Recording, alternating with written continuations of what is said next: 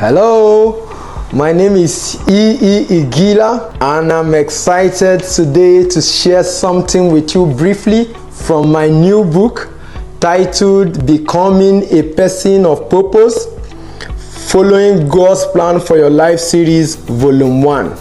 And in the chapter 2 of this book, I talked about discovery. And I mentioned the fact that the biggest crisis in this world is the identity crisis. Most people don't know who they are. They don't know what God created them to be. They don't know where they are going. So I try to say in this book that for you to know who you are, it's important for you to understand who you are not.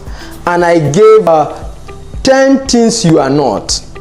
And number 1, I said who you are is not the name you were given to at birth. So your parents may have called you sickness, poverty, pain, trouble, trial, but you existed with God before that name was given to you, which means the true definition of who you are in the sight of God is not the name that was given to you. And if peradventure the name that was given to you is a negative name, you can change that name to align with God's prophetic purpose and plan for your life. Number 2, I said who you are is not about your nationality, your ethnicity, your tribe, or the part of the world where you are coming from. It is not whether you are white or you are black, or whether you are from Africa or America or from Europe. There are failures in Europe, there are failures in America, there are failures in Africa. So what makes people truly successful in the sight of God is not the color of their skin. You are not disadvantaged in life because of where you were born, or your nationality, or your ethnicity, or your tribe, or the world where you are coming from. I totally disagree with the concept of third world nation. We are all first class citizens created by God to make first class relevance anywhere in the world. So who you are is not about your origin. Then who you are is not how you were born and where you were born.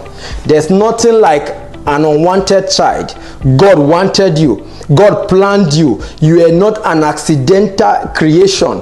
God had something in mind why he brought you into this world. Your parents may not have planned for you, but God planned you and he brought you into this world to fulfill that plan. So who you are is not about how you were born, whether you were wanted by your parents. There's nothing like unwanted child. Like I said, you are wanted by God. Number 4, who you are is not the opinion others hold about you. Some people say Jesus is John the Baptist. Some say he is Elijah. Those are their opinions, but that is who God sees him to be. So you are who God says you are. It doesn't matter the opinion men have built about you or the opinion they have about you. Who you are is more than the opinion men have about you. Don't let external things define who you are.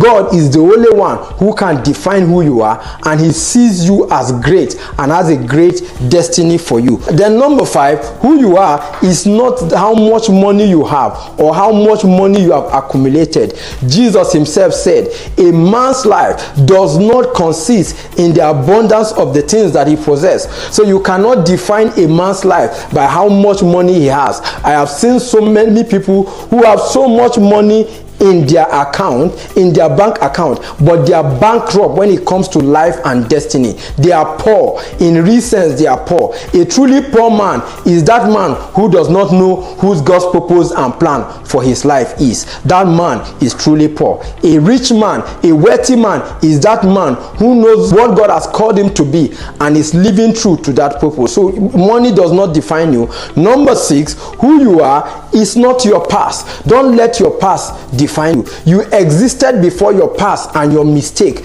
Don't let your mistake keep you down from fulfilling the glorious destiny that God has for you. So you are more than your past. God sees you more than your mistake because you existed even before you made those mistakes. Number 7, who you are is more than the relationship you have or how people have treated you.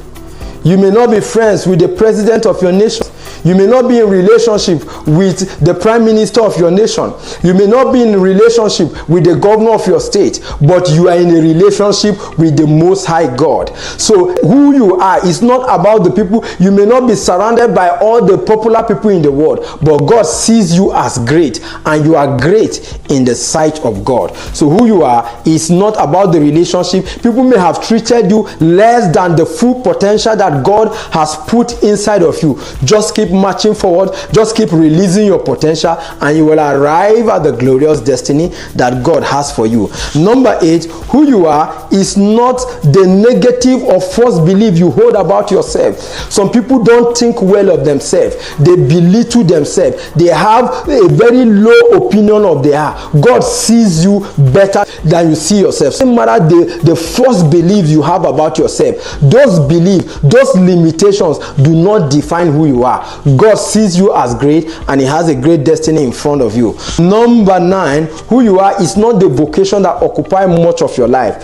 Who you are is not the doctor that you are, is not the engineer that you are. God sees you more than that. You existed before you became a doctor. You existed with God before you became an engineer. Your job or your vocation will occupy 8 hours of your life daily, but doesn't define who you are. You are far more than your vocation. You are far more than those vocations. And lastly, who you are is not who the devil says you are. You are more than what the devil says you are. You have a glorious destiny.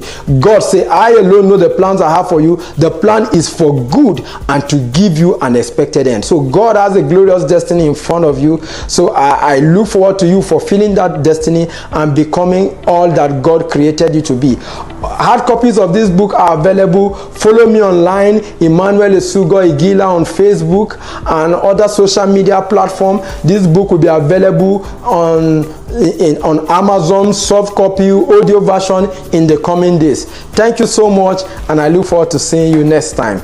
Bye for now.